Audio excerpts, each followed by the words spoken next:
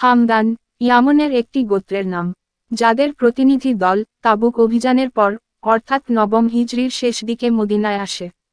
ইতিপূর্বে তাদেরকে ইসলামের দাওয়াত দেবার জন্য খালেদ বিন ওয়ালিদকে পাঠানো হয়। তিনি দীর্ঘ 6 মাস সেখানে অবস্থান করা সত্ত্বেও কেউ ইসলাম গ্রহণ করেনি। তখন আল্লাহর রাসূল সাল্লাল্লাহু আলাইহি ওয়াসাল্লাম একটি পত্রসহ আলী রাদিয়াল্লাহু তাআলা আনহুকে প্রেরণ করেন এবং খালেদ বিন ওয়ালিদকে সেখান থেকে প্রত্যাহার করেন। হযরত আলী রাদিয়াল্লাহু তাআলা আনহু তাদের নিকটে রাসূল সাল্লাল্লাহু আলাইহি ওয়াসাল্লামের পত্রটি পড়ে শুনান এবং তাদেরকে ইসলামের প্রতি দাওয়াত দেন। ফলে তার দাওয়াতে একদিনেই গোত্রের সমস্ত লোক ইসলাম কবুল করে।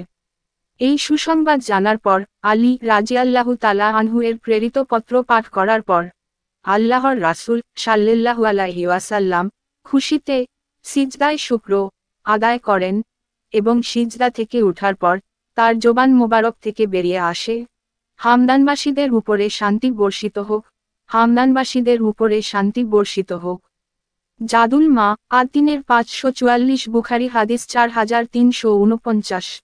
হযরত আলীর নিকটে ইসলাম কবুলের পর হামদান গোত্রের একটি প্রতিনিধি দল রাসূল সাল্লাল্লাহু আলাইহি ওয়াসাল্লামের দর্শন লাভের জন্য মালিক বিন নামাতের নেতৃত্বে মদিনায় আসে। তিনি অত্যন্ত আগ্রহের সাথে রাসূল সাল্লাল্লাহু আলাইহি ওয়াসাল্লাম এর সম্মুখে কবিতা পাঠ করেন।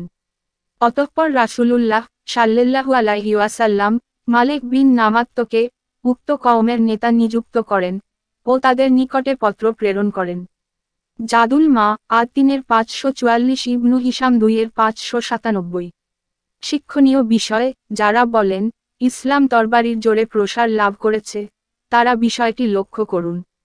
হামদান গোত্রের লোকদের ইসলামের পথে আনার জন্য খালেদ বিন ওয়ালিদের তরবারিই যথেষ্ট ছিল, কিন্তু 6 মাসেও তিনি তা ব্যবহার করেননি। অবশেষে হযরত আলীর উপদেশ তাদের মনের মধ্যে পরিবর্তন এনে দেয়।